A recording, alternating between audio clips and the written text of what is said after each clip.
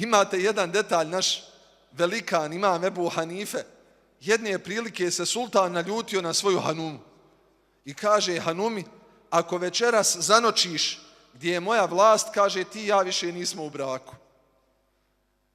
A onda shvati da je napravio problem. Jer ako bi žena to veče zaspala, gdje je halifa vlast, žena mu više nije žena, nije mu hanuma. Sabro je svu ulemu, sve učenjake, kaže najbržim konjem trebate 3 dana, da non stop jaši, da izađe iz onoga gdje je tvoja vlast. Šta će na kraju dođu kod imama Ebu Hanife i pitaju njega kako ćemo riješiti. Zakleo se halifa, ako zanočimo hanuma tamo gdje je vlast od halifije, da mu nije hanuma. Pa kaže Ebu Hanife ništa lakše. Ko velikan. Pa kaže njemu halifa, svu lemu sam sabro, niko mi nije znao reći, a ti kažeš ništa lakše. Pa kaže samo nek ode tu veče, jel čista ona, nema? Jeste, kaže, nema ono kada žena ne može da klanja.